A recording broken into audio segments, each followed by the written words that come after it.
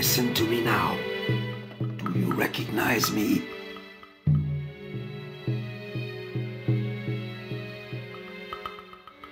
Alas, you will find neither your father nor your mother. Soldiers came and took them away. They said you killed a noble lord. I know you, little serpent, and I do not believe you committed this crime.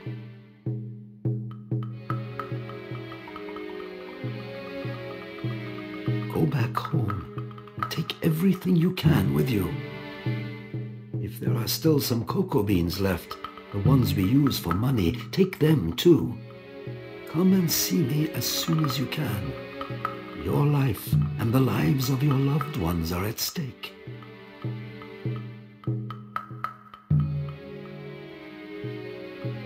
Yes, I'll be there. Don't delay now, and do not trust the gods.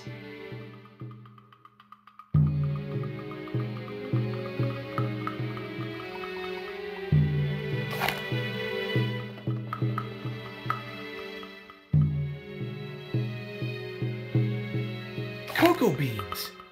That could be useful.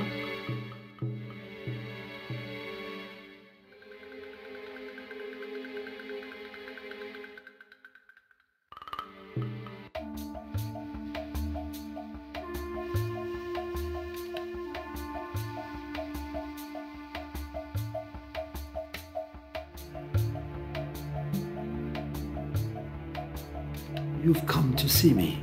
That is good.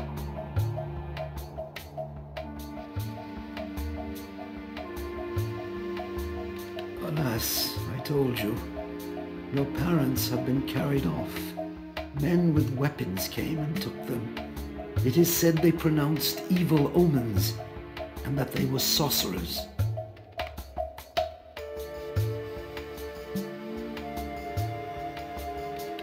I know they are not guilty. I know full well.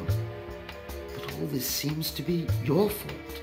It is you the gods were searching for. You were in the wrong place at the wrong time. You saw the noble lord get murdered.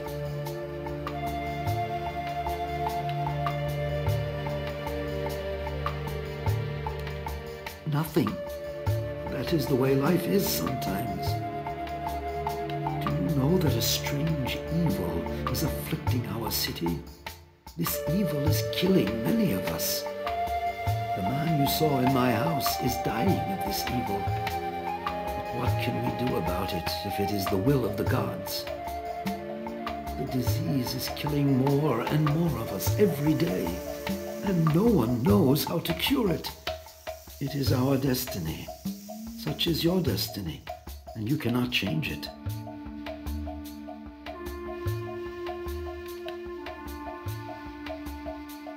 You certainly know things that you should not know. You have been wrongly accused of the murder of this nobleman, and as long as you have not been declared innocent, you will be hunted relentlessly. Don't you have some sort of a clue that might help save yourself?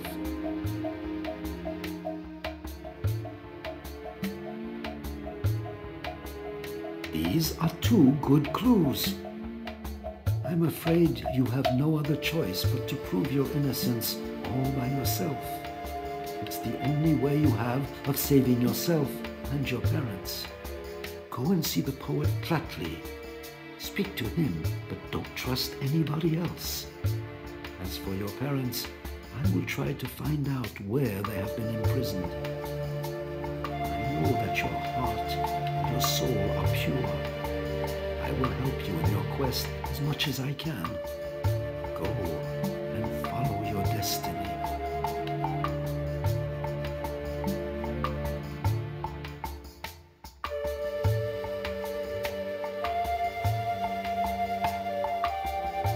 I found you at last. You killed a noble lord, and you're going to pay for it.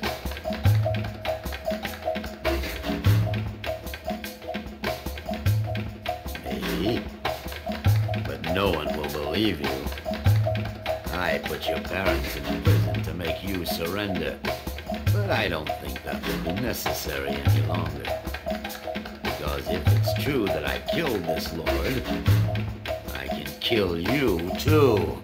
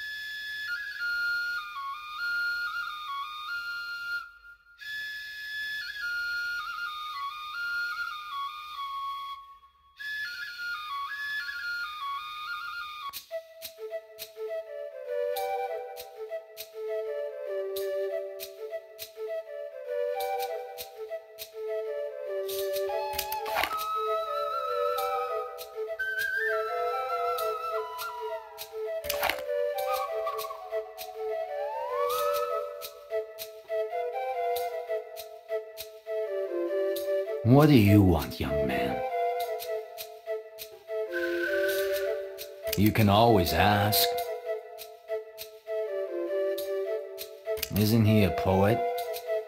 I believe he lives very near here. Go out of the market and around the house just opposite. The poet's house is behind.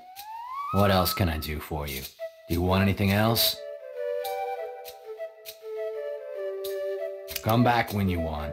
My cotton and my corn are the best on the market.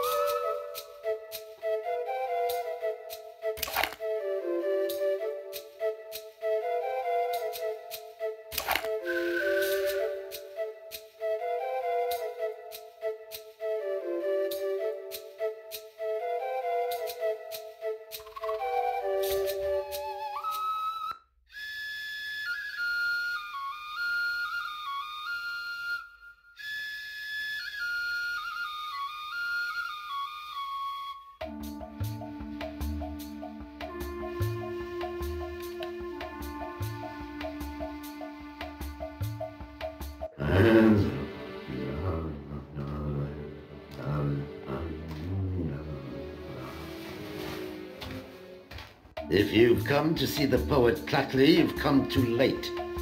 He just died, and I've eaten his sins so that he can appear before the gods cleansed of them. I have prayed to Tlazolteotl, our goddess of impurity.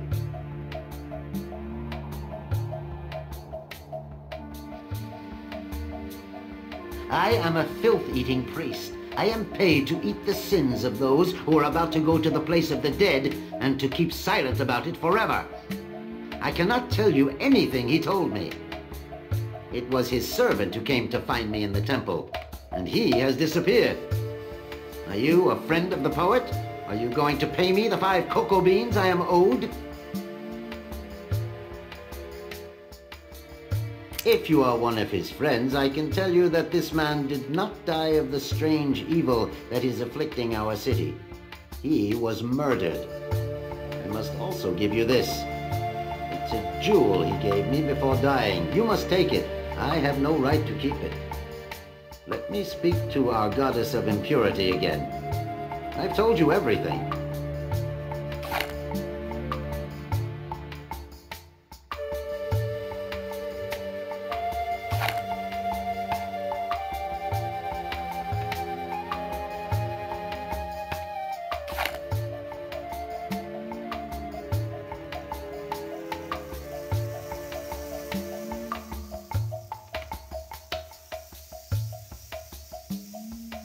Bird thought the evil illness had taken him too.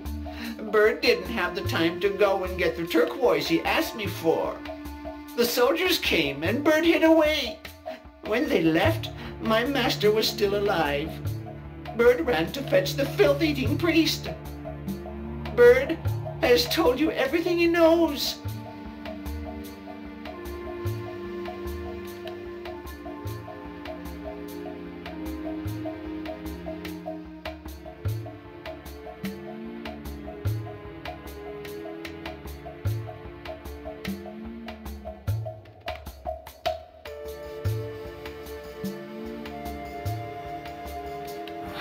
Maybe I better not come out now.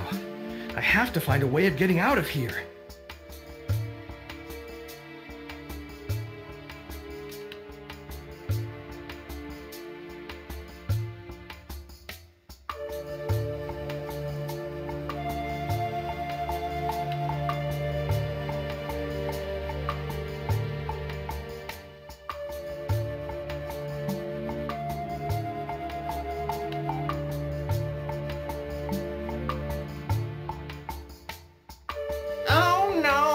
Unfortunately, no. There's the entrance in the gate behind you, but it gives onto the canal. Oh, the soldiers come back to kill Bird. Oh, Bird is frightened.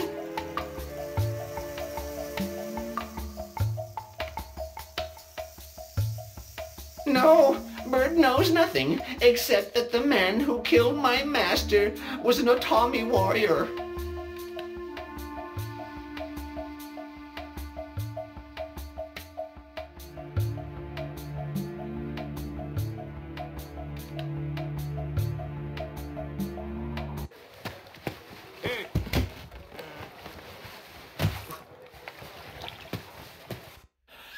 I've got to get into the craftsman's district and find this turquoise.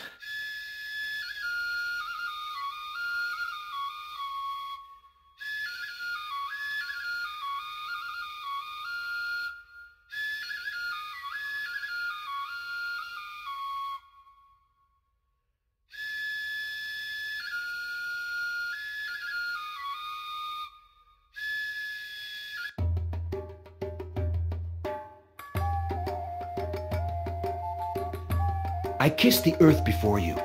You're not from here. I've never seen you. Have you come here to pray? I was praying to our god, the left-handed hummingbird. I'm called Chimali, which means shield. My parents are both dead of the mysterious illness. They were good people, and I do not understand why the gods have permitted them to go to the place of the dead so early.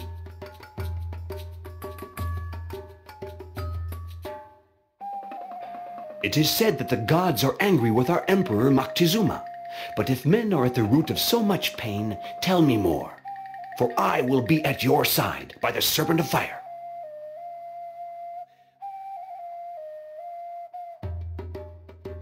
I hear your words, but if what you say is true, I will kill them. Come back and see me whenever you like, and if you wish, I will help you. There's no turquoise here. This is a district of feather dressers. But perhaps you mean the courtesan called Turquoise. In that case, you'll find her at the end of this district.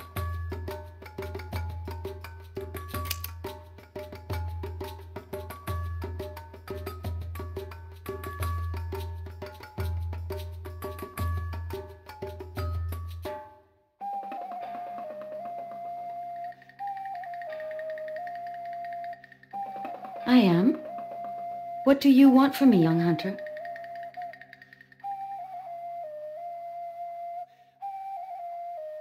What are you talking about? How did he die?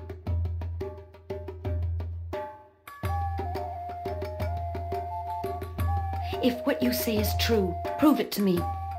Bring back a jewel I left in his house.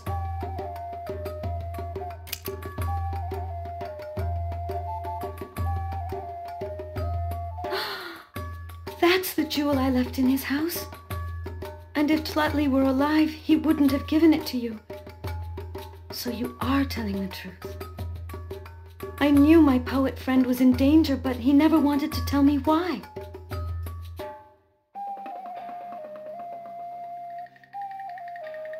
I've talked to Chimali, and he said I could trust you. Tlatli was our emperor's poet, our great speechmaker. He was banished from the court for a reason that seemed unjust to him. I know that he resented it greatly.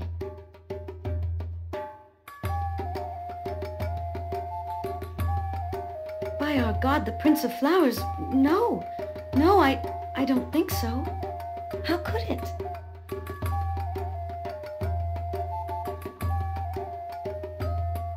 He left me a poem not very long ago. He told me laughingly that I had to keep it in case anything happened to him, that someone would certainly be able to interpret it. This poem is a puzzle, and I've never understood it. I will give it to you. You will know what to do with it.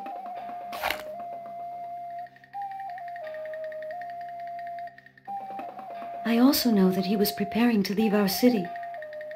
He must have felt he was in great danger. He had asked one of his friends, a feather dresser by the name of Chacoatl, to accompany him on the journey he was preparing. This feather dresser lives very near here.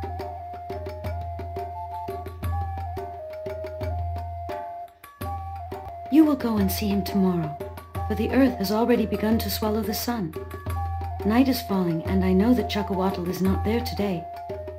You will stay with me tonight, and tomorrow you can go and see him.